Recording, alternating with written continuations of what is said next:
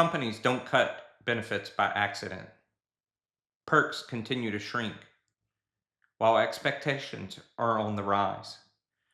The season of employee first is giving way to the return of profit over people.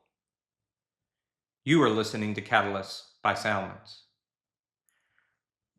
where we're built for impact, not approval. Let's dig into it.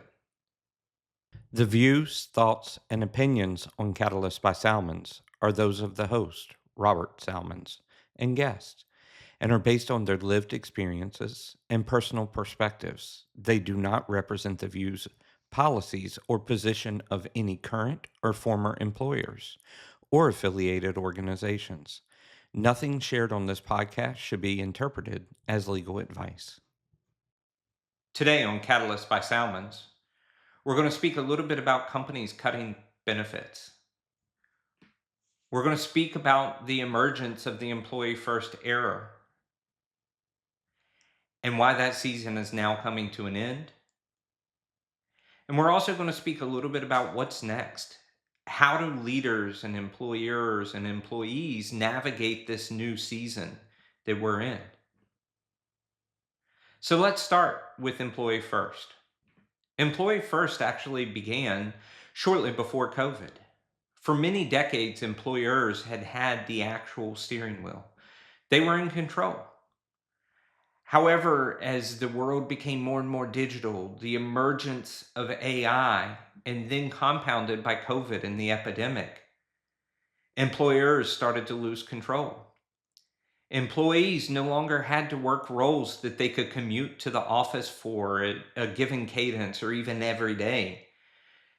They had the ability to work remote across the country or even across the world.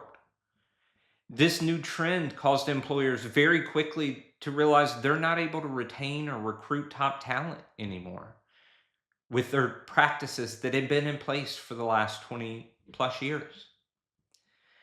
The market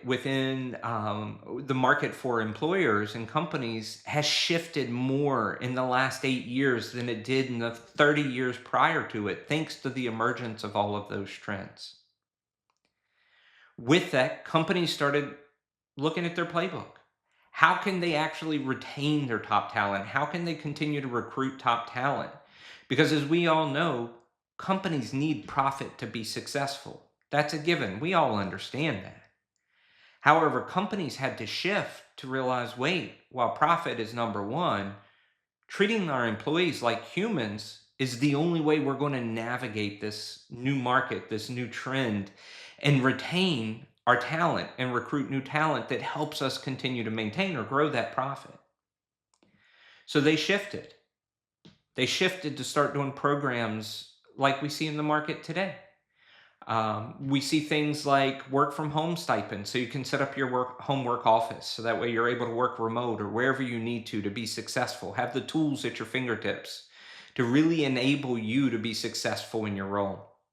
We also saw other benefits like lifestyle spending accounts emerged, where individuals could help with their work-life balance by the employer reimbursing, anywhere from $1,000 to $2,000 a year for things like pet care, daycare, maid services, lawn services, nearly just about anything you can imagine that would normally pull you away from your either your personal or your work life.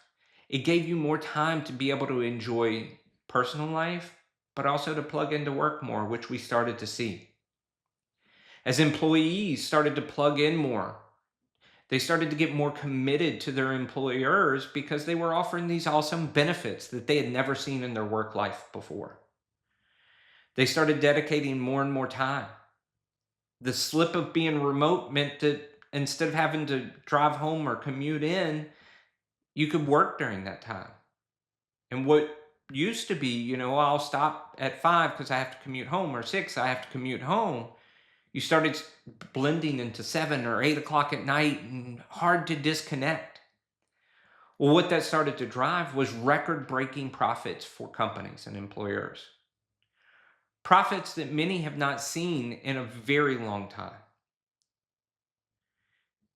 As all of those things started to culminate and AI continued to grow and emerge, employers realized we want to be back at the wheel. We need to be in control of this. All of these new benefits and perks and this new approach and having real estate without employees coming into office, all of these things are cutting money from us. Now, mind you, they're still yielding those record-breaking profits we spoke about a moment ago. But as all of those things started to culminate and normalcy returned post-pandemic, now we can go anywhere. Employers realized this is my opportunity to regain control. One of the first levers they did to actually regain control is what we're seeing emerge in the market right now. We've seen as much as 60% of employers planning to reduce their benefits and perks over the next 3 years. 38% of companies plan to reduce their time away or PTO, paid time off policies within the next 12 months. 1 in 3 employees have said that their benefits and perks have been cut in a meaningful way at their employer. And a record-breaking number of employees are no longer engaged. They're now 2 times more likely to leave their employer than they've ever been before because of these shifts, because of these changes.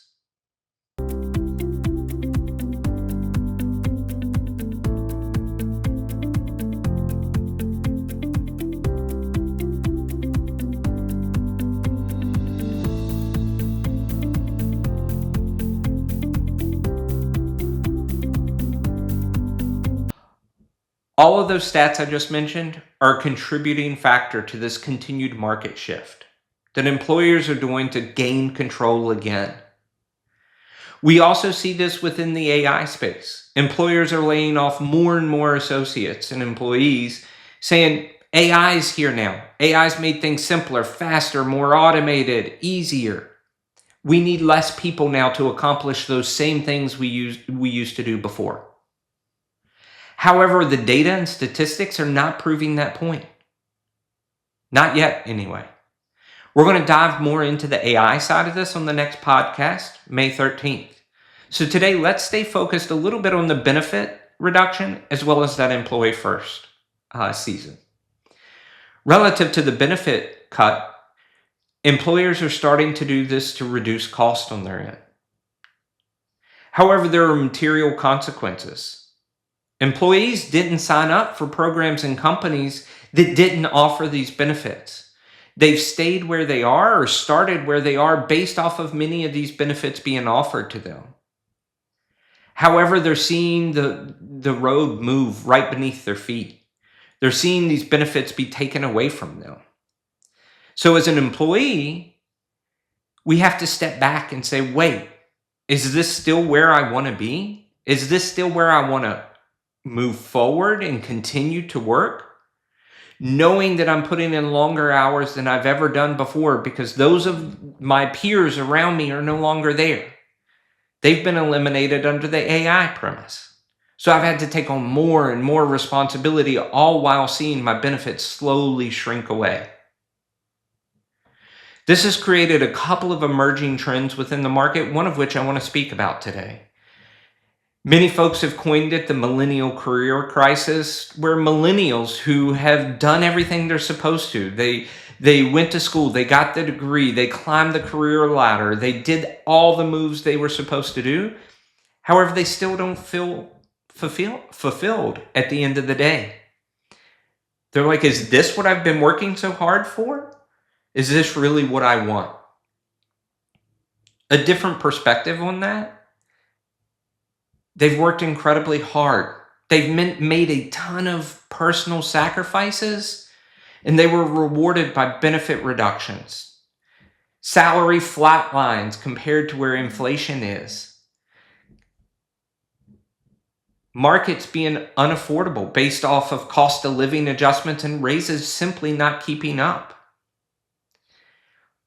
However, that hasn't shifted the corporate or employer mindset. They continue to focus on profit. And not just profit in the sense of we need to keep the lights on, we need to keep the business afloat, make sure we can pay everything. Profit in a way that it needs to be record breaking. Unprecedented growth year over year. But all of that's being done on the backs of these employees who are now working much longer hours to compensate for a reduced workforce. So where does that leave us today, and what does that mean for the future? One of the most important and key parts of the future is going to be how do companies, leaders, and employees respond to this new market? As an employer and a leader, some of the advice out there is that we need to remember our employees are human first. While that employee first era may be a thing of the past or slowly eroding, there are material things in that we need to maintain if we want to continue a culture of employee retention as well as recruiting top talent. As an employee, we need to step back and look. Is this a place that continues to align to my values? Is this a place that I'm willing to work myself to the bone for? All key questions that'll need to be answered in the coming years as we now evolve into this new market that we're in. I compare it back to the market of the late 80s, early 90s, to where it was very, very cutthroat.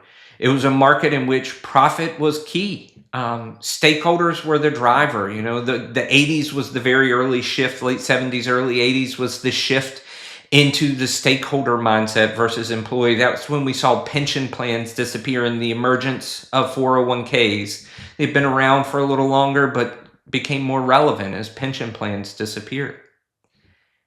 Are we back at a place to where we'll soon see all of those added employee perks and benefits eroded? Data says yes. That's where we're trending. How do we step back and look at this and analyze and understand, is this the right path forward? With all of these factors, what's the win-win? How do we get to a place of better balance, better equity between employee benefit and wellness and employers' profit? Is there a real answer? How do we shift the mindset of large-scale corporations and employers to where they continue to think about employees? They understand the value of that employee-first era. They understand that the reason they were seeing those record-breaking profits and the large-scale improvements that have been occurring over the last few years is because they chose to invest in employees and their well-being over just looking at the numbers and ways to reduce cost. You cannot starve success. And that's where we are right now. Corporations are cutting workforce. They're cutting perks. It's a very short-sighted approach to where they're cutting these things, not realizing it will have a material impact on profit eventually, especially as we're seeing these record-breaking numbers and associates being disengaged. More and more millennials are leaving the workforce and heading out on their own, and whatever that may mean. So I'd love to hear your thoughts about what's next. How does this evolution continue? And how do we as individuals contribute to a reset, to a realization? We see some of that in the movements out there today with, blackouts on consumerism, individuals starting to put their personal health over corporate health. But how do we do that on a scale that actually drives material impact? Let me know what you think. This was Catalyst by Salmons, and we'll see you next time.